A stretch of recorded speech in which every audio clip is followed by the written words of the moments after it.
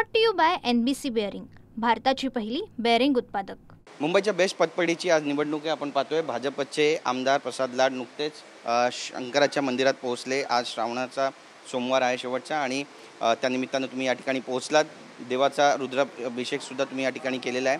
काय नेमकी मागणी केलेली आहे? आज बेस्टची निवडणूक आहे, कशा पद्धतीचं वातावरण आहे सध्या मुंबईत? आम्ही धर्माला मानणारी लोक आहोत। एक पवित्र हिंदू महिना श्रावणाचा चालू आहे आणि श्रावणाच्या शेवटच्या सोमवारी मराठी वर्षानुसार आज शेवटचा सोमवार आहे।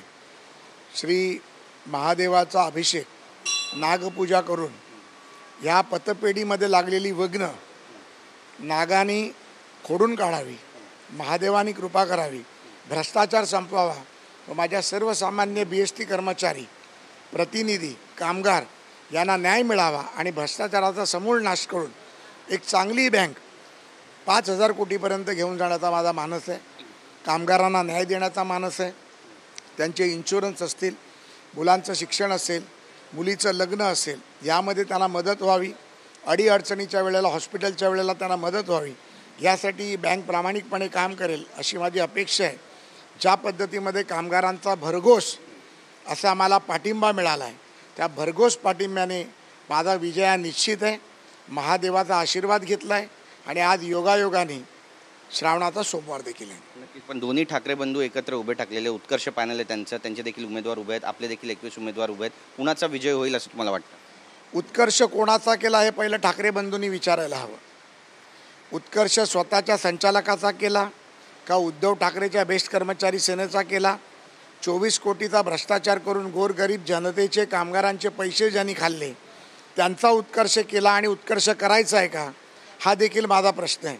माझं पॅनल हे समृद्धी पॅनल आहे, सत्यतेकडे वाटचाल करणारं पॅनल आहे, सहकाराकडून वृद्धीकडे जाणारं पॅनल आहे आणि भ्रष्टाचाराचा समूळ नाश करून समृद्धीच्या वाटचालीकडे, समृद्धी हायवेकडे जाणारा माझं पॅनल आहे। नक्कीच, पण संदीप देशपांडे यांनी नुकतंच एक व्हिडिओ ट्विट केला आणि त्यामध्ये ते म्हणत आहेत की एनव्हलपमधून 1000 रुपये वाटले जात आहेत आणि महानगरपालिका आयुक्तांनी यावरती ॲक्शन घ्यावी, कारवाई करावी अशी मागणी करते। असं आहे की ज्या वेळेला आता संदीप देशपांडेला उबाटाचा कोण चावला मला माहीत नाही। संदीपजी कधी असं बोलत नाहीत, माझे मित्र आहेत, परंतु कदाचित आता काही कंपल्शन आहेत। सगळा पराभव समोर दिसतोय, त्यामुळे मनसे शिवसेना पराभव दिसला की पैसे वाटले, मतचोरी केली, तुमचं मतदान केंद्र हॅक केलं, बॅलेट पेपर हॅक केली, हे आरोप आता होतील। आज तर काहीच नाही, उद्याचा रिझल्ट लागल्यानंतर बुधवारी सकाळचा कोंबडा आणि सकाळचा संदीप देशपांडे नावाचा मनसेचा प्रवक्ता शिवाजी पार्कवर काय बोलतो याची मला उत्सुकता आहे। नक्कीच, पण 24 कोटीचा भ्रष्टाचाराचा पण तुम्ही आरोप केला। इकॉनॉमिक ऑफेन्स विंगकडून या सगळ्यांना नोटिसेस बजावण्यात आल्या, चौकशीसाठी बोलवण्यात आल्या अशी पण माहिती मिळते, काय म्हणाल?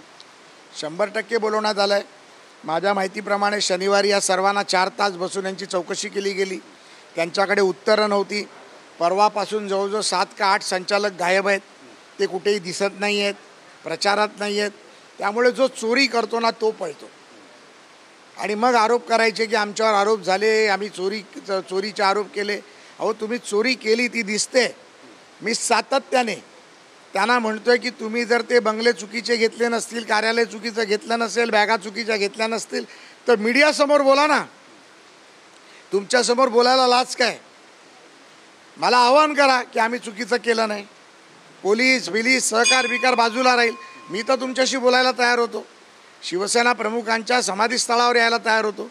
तुमची मानसिकता नाही, कारण तुम्ही चोर आहात, जनतेचे पैसे लुटले आहात, कामगारांचे पैसे लुटले आहात। ह्या महादेवाच्या मंदिरात तुम्हाला सांगतो 400 वर्ष जुनं हे मंदिर आहे। या मंदिरात महादेवाच्या कृपेने सत्य बाहेर येईल आणि ज्यांनी गुन्हा केला आहे त्याला शिक्षा होईल। तुम्ही ज्यावेळी निवडणुकीच्या रिंगणात उतरले 52 कोटी जो कोविडचा भत्ता होता राहिलेला, तो सुद्धा या सगळ्या कर्मचाऱ्यांच्या खात्यामध्ये वळता करण्यात आलेला आहे। त्यामुळे तुमची बाजू सहकार समृद्धी पॅनलची किती उजवी वाटते तुम्हाला आणि विजय निश्चित आहे असं म्हणावं? 52 कोटीचा भत्ता मिळाला ही तर त्यांची BSTची प्रशासनाची प्रक्रिया होती। मी 700 लोकांना परमनंट केले, मी त्यांचे प्रमोशन्सचे विषय 10 वर्ष, 20 वर्ष, 30 वर्षाचे सोडवले, मी त्यांचा रोटेशनचा विषय सोडवला, त्यांच्या डेपोनमध्ये सुधारणा केली, इलेक्ट्रिक वर्कर युनियनमध्ये मी प्रमोशन्स केली, अनेक कामं मी केली। त्यामुळे 52 कोटीचा भत्ता हा तर खरा उद्धव ठाकरेंनी द्यायला पाहिजे होता। जो दिला नाही.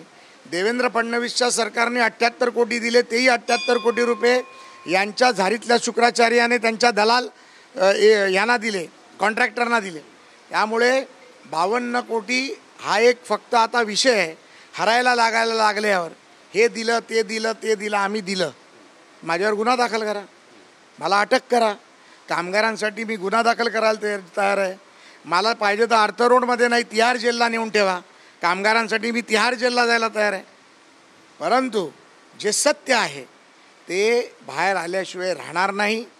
सत्य छुपता नहीं, सत्य ये अटल होता है और सत्य बाहर आता ही है. क्रेडिट सोसायटीची निवडणूक आहे, पतपेढीची निवडणूक आहे. काय आवाहन करू इच्छिता तुम्ही त्या सगळ्या मतदारांना जे आज मतदान करणार आहेत? उत्कर्ष पॅनलला गाडून टाका, समृद्धी पॅनलचा विजय करा.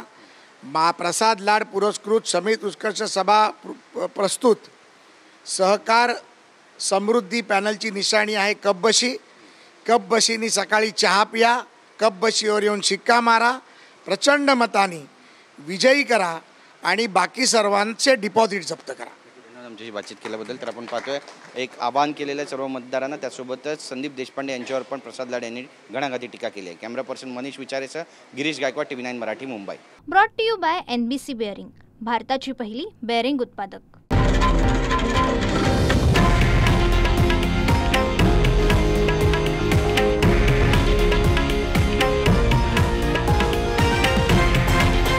हे आहे देशातील नंबर 1 न्यूज नेटवर्क आणि आपण पाहत आहात TV9 मराठी, एकमेव.